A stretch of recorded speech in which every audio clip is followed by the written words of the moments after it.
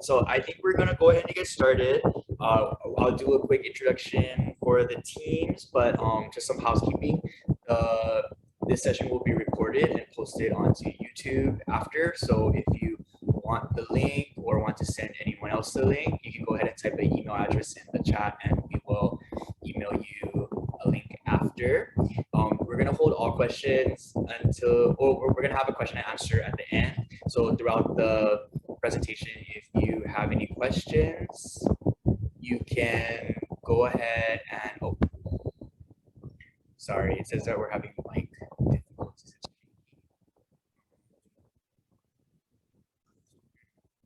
Okay, so I think we'll probably just continue and hope it gets better. But yeah, so if you can go ahead and type in an email address in the chat if you want to receive the link, then we'll be able to contact you after. And yeah, I think that's about it. Let's get to know the team. So we get started. We're not going to be doing introductions before each presentation, so we're doing a mass intro right now. I'm Sharon. I'm the Business Development Program Manager here at the Market Development Branch. Hi, I'm Marcy, and I'm the Division Secretary here. Good morning, I'm Yukashi Smith, Economic Development Specialist. Okay, so that's everyone, and then I'm going to start the presentation and screen share. Hold on one second.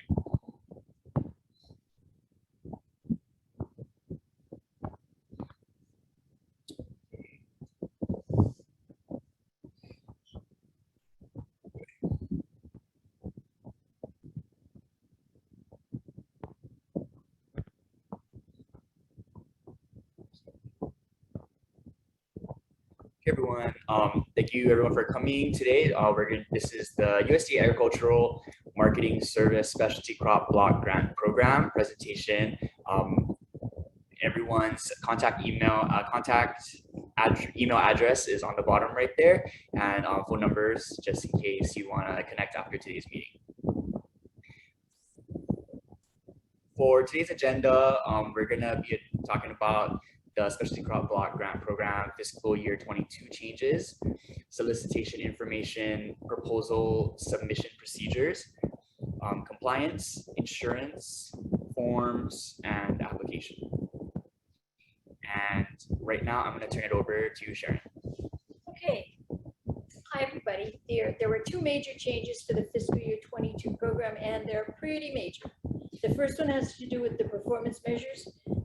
Those of you that have been submitting proposals for the last 7 years have been working with performance measures implemented in 2016. Those are no longer in place. You have new performance measures. Yukashi is going to go over a lot of the different forms that are meant to help you with them. They're also found on the link there. The other change is the transition to the unique entity ID. From DUNS, the government USDA is moving over to the SAM process. Those two emails, those two links right there will take you to the process and helps you explain. The first thing that you'll see when you open up one of those emails, though, is a big sign that says there is no cost to use this site.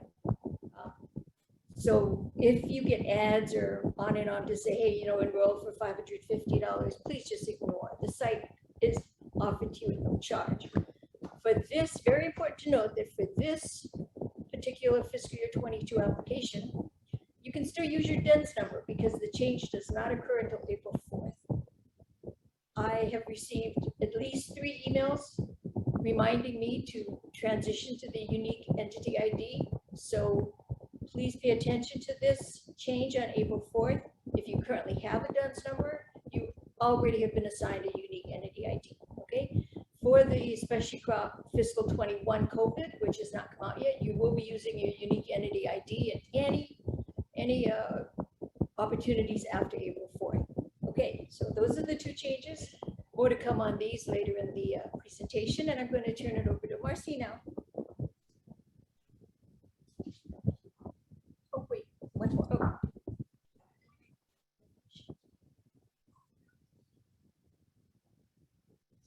Yep, sorry. I was at the rehearsal, believe me. So one of the things is the purpose of the specialty crop block grant program is to enhance the competitiveness of specialty crops. There are, those of you that have been with the program for a long time will notice that a couple changes have occurred over the years. One of them is they took out the word solely. So no longer do you solely have to enhance the competitiveness of the specialty crop. The other change that happened with the definition in this amendment is that eligible plants must be cultivated or managed. It used to say intensely cultivated. So now, as long as your particular specialty crop is cultivated or managed and not gathered from the wild and used by people for food, medicinal purposes, and or aesthetic gratification, you're a specialty crop. If you have a value added specialty crop project, the processed product shall consist of greater than 50% of the specialty crop by weight. The exception is cacao. Cacao has to be 70% of the specialty crop by weight. And now I turn it over to Marcy.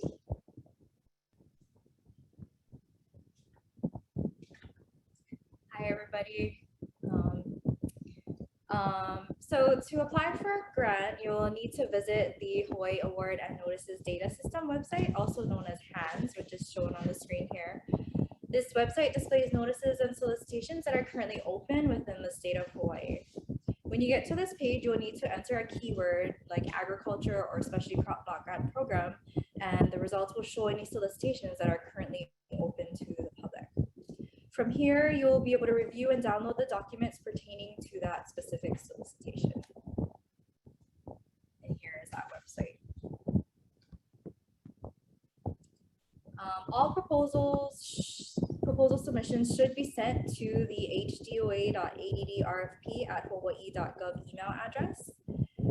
Submissions sent to other email addresses will not be accepted or reviewed. Any submissions after the due date and time will also not be accepted or reviewed. We go according to the date and time stamp on our end to see if it was received by the deadline. All contractors will need to be compliant or exempt on the Hawaii Compliance Express website, also known as HCE. The link is shown here as well. You'll need a compliant or exempt status with the following departments before getting awarded. And the departments are Hawaii Department of Taxation, Internal Revenue Service, Hawaii Department of Commerce and Consumer Affairs, and Hawaii Department of Labor and Industrial Relations. And you'll need to be compliant at the time of review and award, which is usually about a week or two after the RFP due date. Your proposal will not be awarded if your status is not compliant, expired, or anything other than compliant on this HCE website here. If your proposal gets awarded and funded, it's very important to be compliant throughout the contract process. First payment and final payments require compliance. And please keep in mind that during tax season, some of the contractors fall out of compliance due to tax issues. Please check your HCE status frequently because of the COVID-19 pandemic and staff shortages. Approving HCE applications have been taking a while, maybe like from weeks to months. So that's something to keep in mind. If you're currently not compliant or have not applied to HCE, it's recommended to apply now if you plan to apply for our grants. Another requirement is to have proper insurance coverages. The state of Hawaii requires each contractor to procure and maintain insurance coverage throughout the term of their contract. This includes automobile liability covering owned, non-owned, leased, and hired vehicles with a minimum of $1 million for bodily injury for each person, $1 million for bodily injury for each accident, and $1 million for property damage for each accident. And if you are unsure if your insurance coverage meets these requirements, please have your insurance agent review the requirements, which will be sent to you upon notice of award, and it's also listed in the RFP. And that concludes my presentation. Thank you. Now I'm going to talk about forms. So to apply this grant, you must submit required forms via email to hdoa.addrp@hdoa.gov by noon, March 30th. So there are three forms you have to submit. One is application project profile template. It has to be this year's template, not last year's, and have to be template. You have to use this template, not your Word document. And another one is contact and title page. It's called Exhibit A. And another one is endorsement statement, Exhibit C. And those forms are all found on the SPO website. And I will show you how to access to each forms. In addition to those three forms, we have a new performance measures worksheet.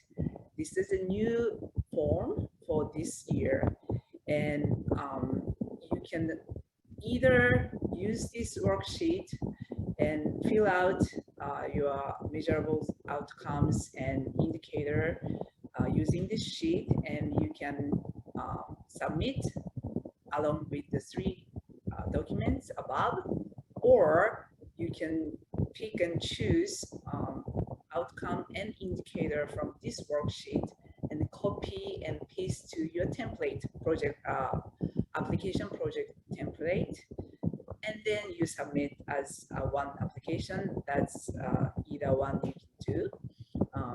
The new thing about this new performance measures worksheet is that you cannot change the language in the indicator or outcomes.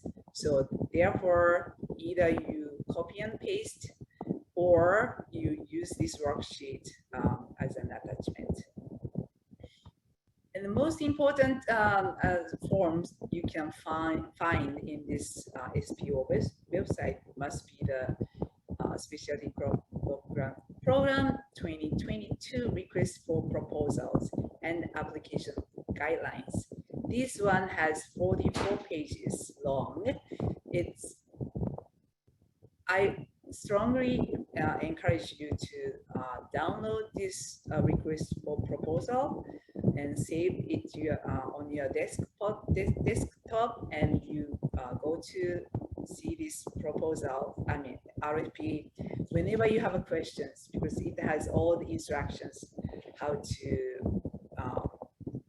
fill in your application, including eligible entities, eligible projects, allowable cost or unallowable cost when you work on the budget. So everything, and also including required forms listed in this RFP. So all the answers are here. I highly recommend to read from the beginning to the end this RFP. Also, you can find performance report, annual report, and the final report template in this website. This is not the requirement for you to submit right now. Once you are awarded the project, you become the contractor, and you are required to submit this report later. That's a reference, and it's good to know what you have to submit later. So, but let me go through the website. This is spo.hawaii.gov. Because the internet, the broadband problems, we are not able to show the website. But as you can see, if you go to spo.hawaii.gov and then go to the enhanced bidding opportunities, and there's a keyword section you search. The search section you type agriculture, and right now it's going to be 3 bidding opportunities under the Department of Agriculture is come out, and you just click specialty crop block grant program.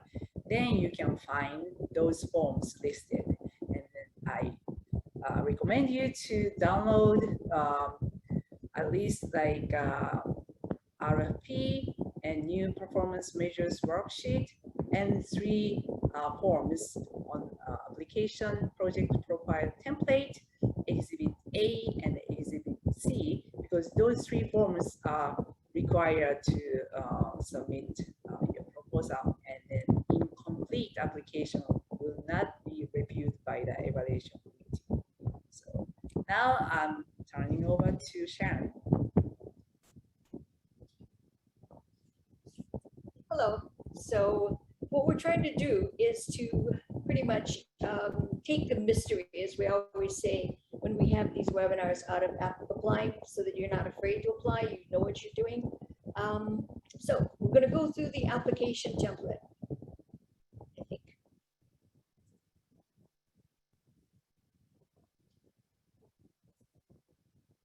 There we go. Okay, so the application is, again, you can find the actual application on the USDA website.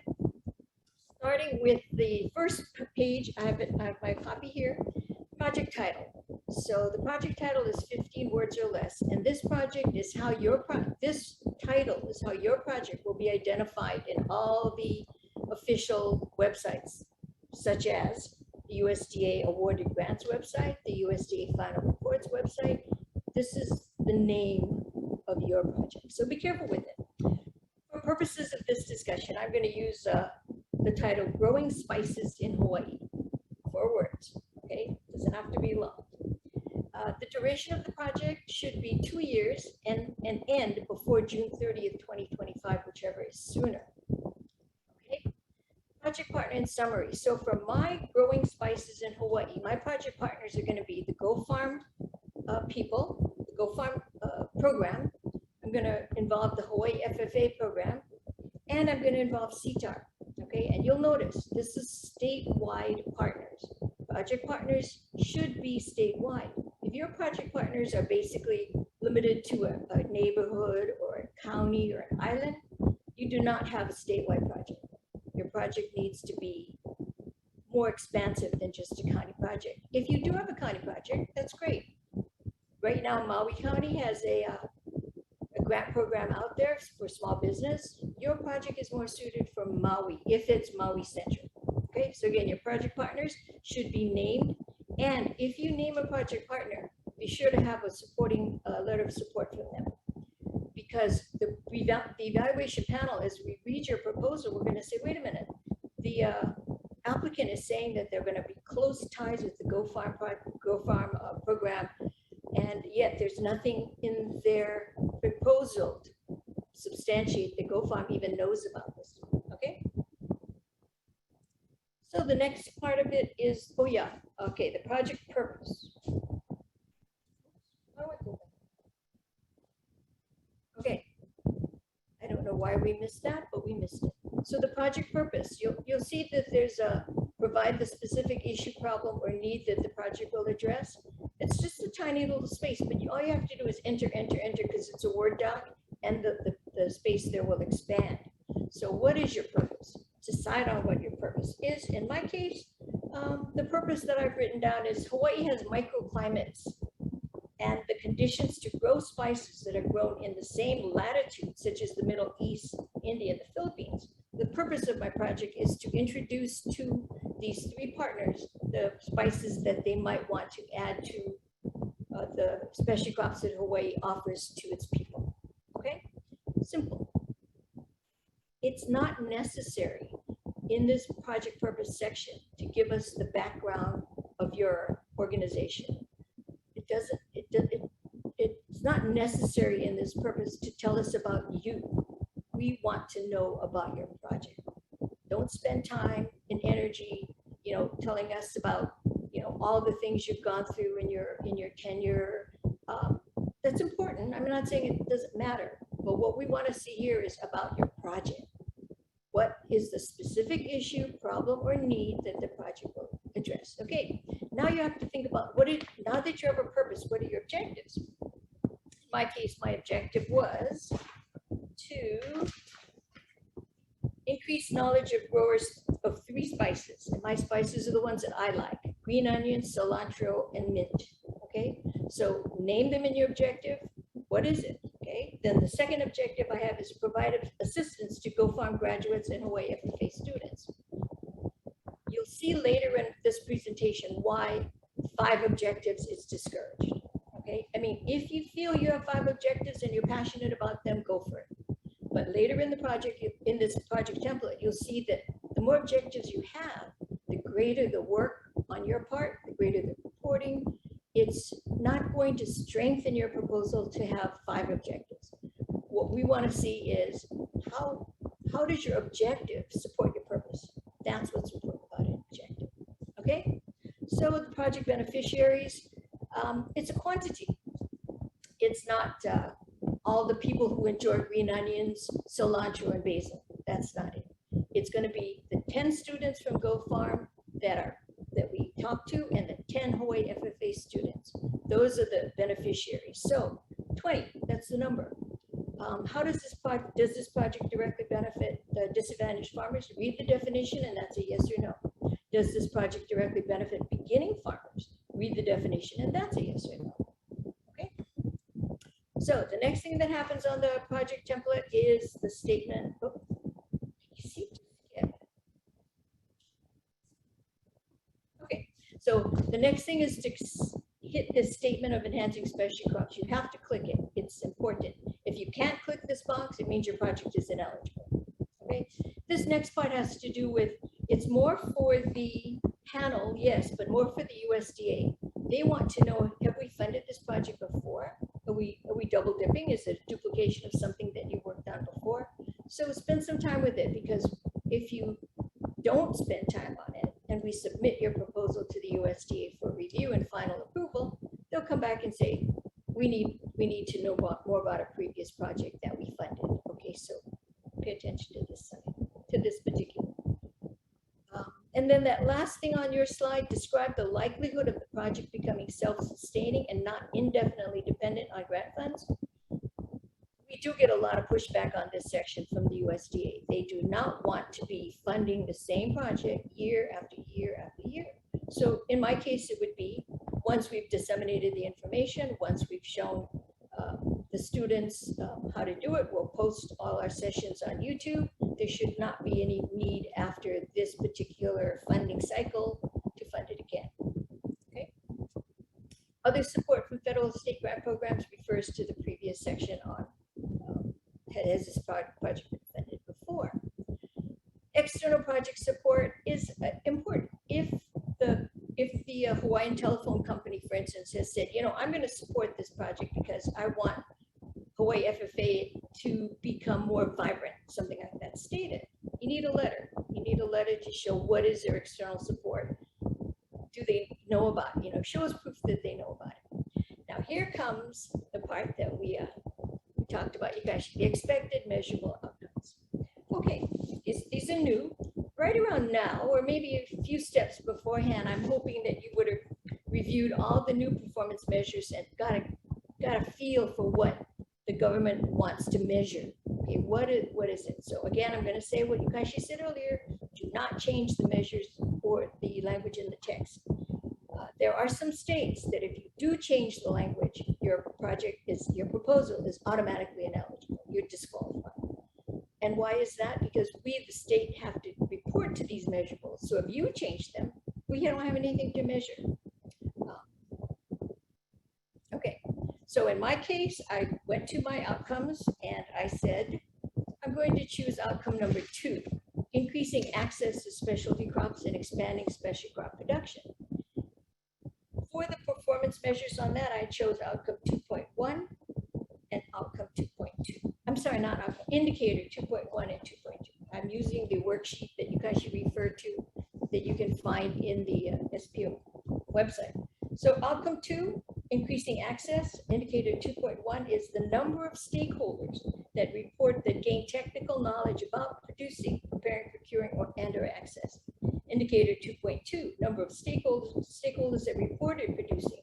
Okay, this outcome and those 2 indicators are what I decided will support my objective. Okay, so everything works backwards. These outcomes support that objective. Okay, now after you have your outcomes and indicators pat, you can either submit this form along with your application showing your outcomes and indicators, or you can copy and paste and paste it into your proposal. Either way, all you do is enter the number. Okay, you don't change a thing. Okay, and here's why. Because for each outcome and indicator you select, you have to tell us how you're going to collect the data to report on that outcome and indicator. So for the outcome of 2, increasing access, my indicator 2.1 was the number of stakeholders that gain technical knowledge about producing, preparing, procuring, and/or accessing specialty drugs. And I'm going to say 20. Okay. How am I going to collect that data? I'm going to have a login sheet at every session that we have with the GoFarm students or the Hawaii FFA. I'm going to have them give me a testimony of what they learned. Some fashion, I have to show how that data will be collected. I'll take pictures of the room. Here's the points made. If you have five outcomes and 5 indicators, this section is going to be very long. Okay. Okay, then the next section is the project timeline, action, and work plan. This is a little different from previous proposals because in this one, you're going to tell us about the objective. So I had 2 objectives. So the first objective was to grow the spices and increase the knowledge of growing the 3 species, green onions, cilantro, and mint. So what did I do? I have to put down all the activities that I did to support that objective, okay, to increase the knowledge. And who performed it? Was it me? Was it somebody from CTAR? Was it Yukashi? Was it Andrew? Was it Marcy? And then when are you going to do that activity to support your objective? Okay. I'm going to mention here that a lot of proposals come in, a lot of them, they have 1 person for the objective. For each activity in the objective, it's 1 person. And from experience, we can tell you that that is a weak proposal because if that 1 person falls down and breaks a leg or decides that they have to go to the mainland and take care of a family member, it's all valid reasons. We take the emotion out of that. We say, well, now what's going to happen? Who's going to do this proposal? Who's going to carry through the function? Who's going to do the activities? And a lot of times it weakens your proposal. So try not to be the one-off person that does everything. Rely on others because that gives your proposal more depth, kind of like the bench at UH men's volleyball. If the setter falls ill, ooh, we got somebody else to keep it. That same type of logic. Okay, here we go. If you have 2 objectives, you have objective 3. And then on the bottom, it says add tables for additional objectives. Okay, you're welcome to do that. But again, if you have more than 1 or 2 or 3 objectives, that increases your work a lot. And it's really enough for this type of $40,000 max proposal. It really isn't, in my opinion, to have 1 or 2 objectives. Some states have $22 million. Their maximum is $500,000 per activity. Yeah, maybe you do need 5 objectives. Okay. Now here comes the budget. Budget is very important. You get points for a good budget. Points meaning did you follow the narrative. Yukashi mentioned that the RFP is 44 pages long. Every one of these sections is detailed in the RFP. So I won't go too much into it, but I will go into travel. We all know that if you go to Maui in the winter, your round trip ticket could be $400. But if you go to Maui or next week during spring break, your fare could be high. But if you go during an off time, just after Labor Day or something, it could be $200 round trip. The USDA frowns on that. How can one proposal have a $400 travel to the same destination? So we're asking you to standardize it. Maybe $250 round trip. We know that the cost of gas is, oh my goodness, right? So expensive now. So when you rent a car and you say gas, we know that those prices will change. We're flexible. You can always change it. But for purposes of the application, let's use a standard $75 for rent a car, $250 for a round trip to a neighbor island, and then gas. That's a tough one. 56 cents a mile. So it's hard to estimate that. Okay, next thing I want to talk about is equipment. Equipment is anything that has a single unit value of $5,000 or more. If you have an item in your proposal, such as a centrifuge, because you need to separate the beneficial worms from the bad worms, or if you have something in your proposal that's a high resolution microscope, it's fine. And if it's worth $5,000, that is totally fine as long as it supports and enhances the competitiveness of the specialty crop. However, you don't own that equipment. We own it. The taxpayers own it. So you have to insure it. You have to maintain it. You have to train people on it to make sure that it's not damaged during the term of your project.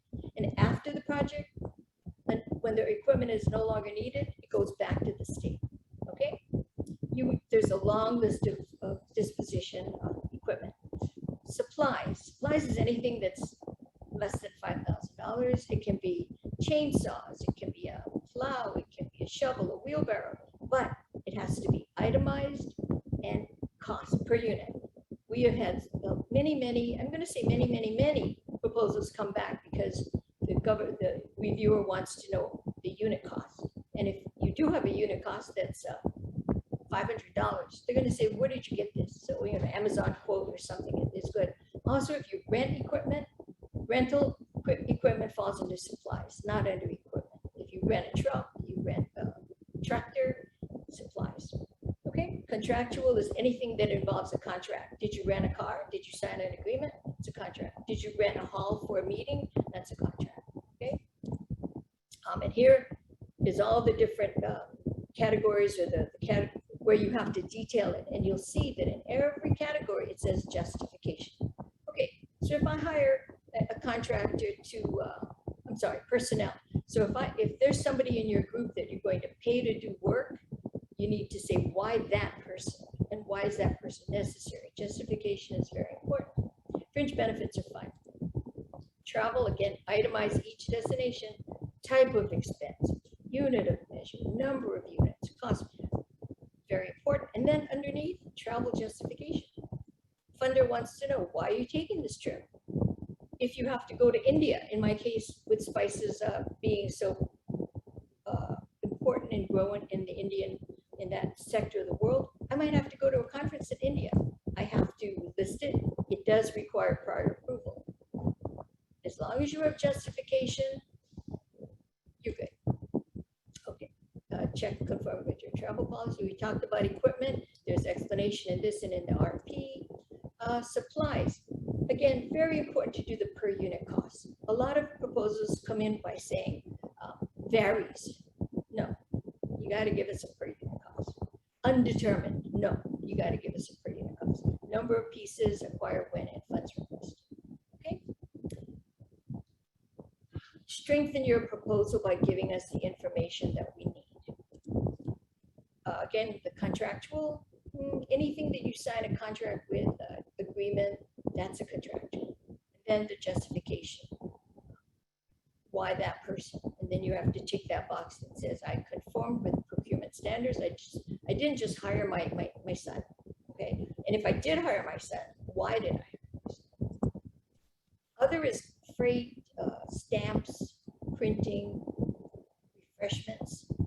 Refreshments are allowed only if, by not providing the refreshments, you stop the flow of the project. You could be in some remote area collecting, samples. And if you said, okay, everybody, lunchtime, come back after lunch, you might lose your momentum. So you can provide sandwiches, water, snacks, okay? Income is a mystery. A lot of people say, oh, I better not make any money from this project. Well, no, you're welcome to make money. If you charge a registration fee, or if you charge an entrance fee to a banquet, not a banquet, a webinar or some sort of a event that has food involved, you can charge a fee. That fee, however, has to be totally reinvested into the project during the time of performance of the contract. You can't make money and then put it in a bank somewhere. You have to reinvest it. After the project is done, if I'm growing thousands of dollars, or if Go Farm or Hawaii FFA is growing hundreds of dollars worth of spices a month, that's their money. They get to keep it. But if they make money during the time of the project, reinvest it into the project. Okay, so that takes you to the end of the application. As a wrap up, thing to do, the most important thing is to read the entire RFP.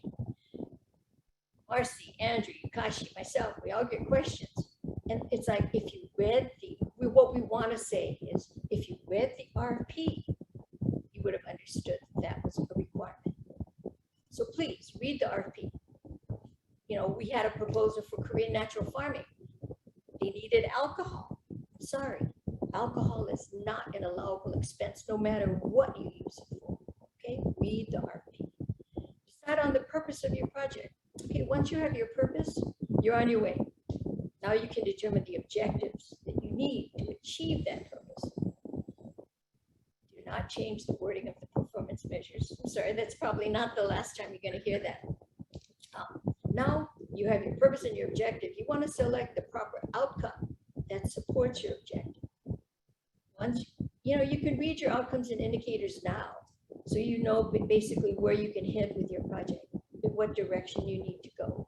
Because if you have a wonderful purpose and you have great objectives, you know, but there's not an outcome that's in there, I'm sorry, this is not the grant for you. This is not the project for you.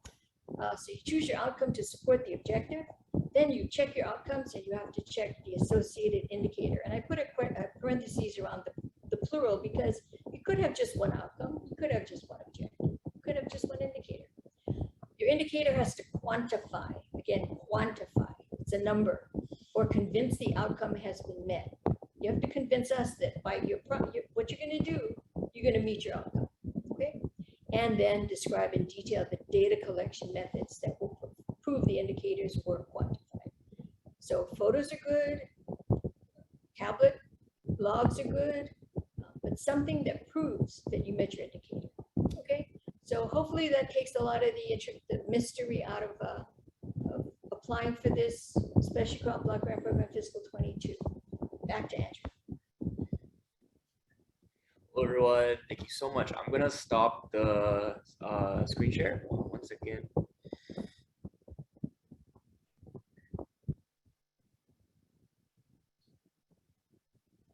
Okay, so I guess right now, if anyone has any questions in the chat, we'll go ahead and get on that.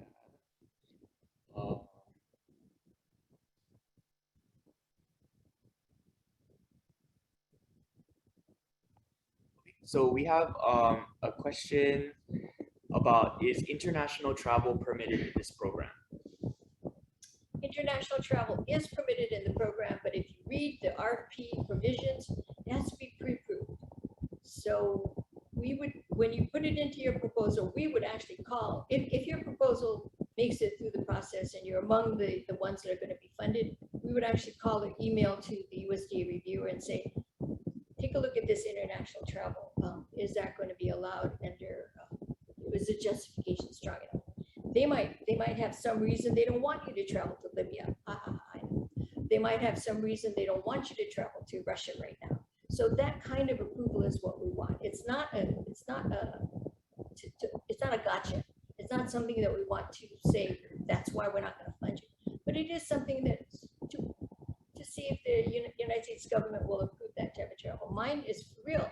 I would like to go to India to a spice conference. Okay, they'll probably say yes.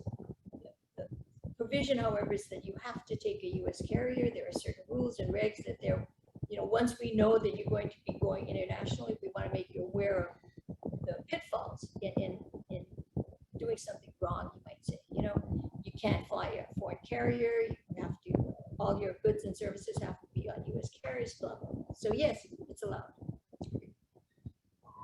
Next question is there a maximum or a minimum to apply? Maximum amount of time. Again, go back to your RFP.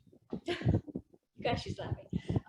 There is no, I believe the minimum was $10,000, maximum is $40,000. However, projects of extraordinary statewide benefit can apply for more money.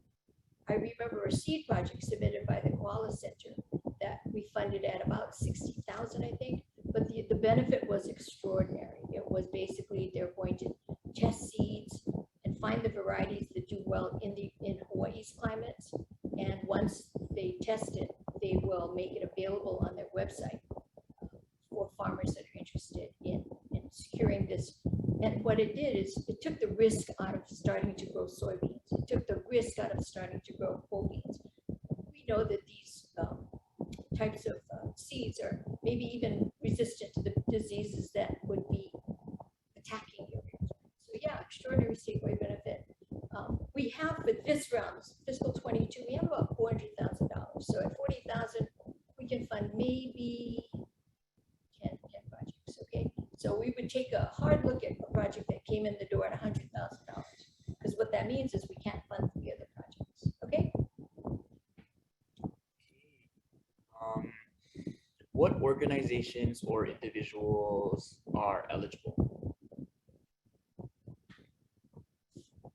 You know, I better just stand here. And I am standing. Again, RFP explains that, but for the specialty crop block grant program, it's pretty much everybody. Everybody's eligible for this. A for-profit, nonprofit, individual, commodity association, scientist, everybody's eligible as long as, and like I said, you can hear it again, your project enhances the competitiveness of the specialty crop. This is the year of the limu. Did you know that? Fiscal year 22. Limu's big. Gotten a couple of limu questions, okay? But if your limu project is to go out into the wild and collect limu, ineligible, because you have to be managed or cultivated. Okay, you can't get it cannot be wild caught. Why is that? Government supports origin US. We don't know where that seaweed originated. So you have to be careful about when you say who's eligible, everybody's eligible. What we're more concerned about is your project. Is your project eligible? One more thing. We had a great co-op project the other year. This project was going to go out into the forest and gather the dead trees, you know, the dead wood from ancient coal plants, and then they were going to use that wood to create souvenirs or furniture or useful things. Ineligible. Why? Because that wood was not gathered from a managed forest. It's wild forest. Okay, so you need Christmas trees are fine. We funded Christmas trees on the Big Island. Why? Because they're managed, they're cultivated. Okay, so you are eligible. If you're watching this video right now, you're eligible. You have to be Hawaii resident, I should say that. But it's more your project that needs to be fine-tuned. Okay. Changes in travel have been a problem to budget. Constant increases have always been an issue with when grants are approved and when fulfilled. Sometimes this can be 25% or more. Is there a way to cover this within the grant, or can the amount be changed within categories? Good question. The rule is if changes occur within categories that are more than 20% of the award. So we got round numbers. We got $400,000. If we make $80,000 in changes, those need pre-approval from the federal government. We can't make changes more than $80,000. But within categories, and absolutely, COVID has made the federal government and all of us a lot more sensitive to changes. Whereas before we would, get out the ruler and start pointing it at you. Changes within categories are fine. Even just any of us that have filled in gas this week, astonishing, right? Gas is now over $5 a gallon. Whereas before we might have budgeted, in fact, right now it's 56 cents a mile. Well, that's going to change. So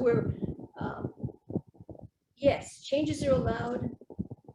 There's catastrophic things that happen in people's lives in the world that definitely allow changes. But if you're going to take your proposal at $40,000 and change every category in there, you have a different proposal. You have to, your purpose has to stay the same, your objectives have to stay the same, your outcomes and indicators have to stay the same with the changes you've done in your budget.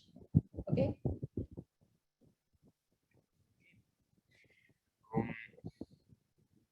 If you have a letter of reference and plan to use a contractor, is it best to have a secondary on the proposal in case of a disaster, such as a lava flow?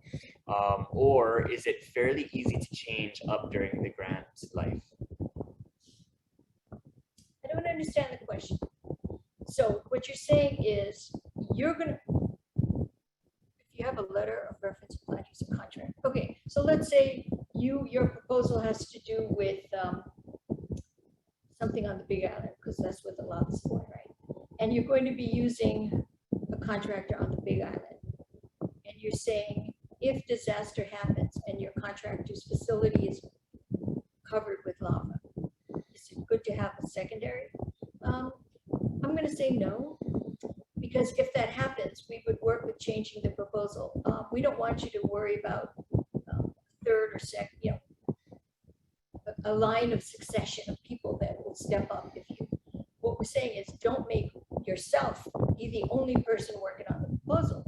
If you have some construction to do, Andrew's going to do it. If something happens to Andrew, we'll make the change at that point. Okay. And a lot of things happened. I mean, those of you out there that had a proposal for fiscal 19, pandemic, right? It changed a lot of things. People that were going to have in-field trials and workshops and distributions, none of that happened. None of that. So a lot of the travel funds changed to creating a video that you post online, or they made more, they created more germplasm to distribute. Changes are allowed. Yeah. Okay. Thank you for the question. How many applicants do you typically get per year? Oh, that's a good one. Marcy, what do you think? Marcy. That's a Marcy question. What do you guys think is between 30 and 35? Okay, remember that we also have the special crop block grant program fiscal 21, COVID coming up, so we could have a lot more. But for each special crop block grant program cycle, what, 20 to 40? Yeah, 20 to 40. Okay. Last question is from Eva Lee. Can specialty crops not in Hawaii be studied for future locally managed specialty crops in Hawaii? Okay, Eva Lee, you're gonna make me say it again. As long as your project enhances the competitiveness of the specialty crop and your specialty crop is managed or cultivated for food and to be used by people for food, medicinal, or aesthetic purposes, yes, okay? But we can't get too, Eva Lee, we can't get too esoteric, let's say. You can't, plan for something in the year 2050. I don't think that would be a good project, okay? Let me read your question again. Can specialty crops not in Hawaii be studied? Yes, yes, yeah. Okay, everyone. Thank you so much for attending the meeting today. If you have any other questions, you have our email and you can reach us that way. If that's it, thank you so much for attending and we look forward to seeing your proposals. Does anyone want to say bye? Bye. Thank you, everyone.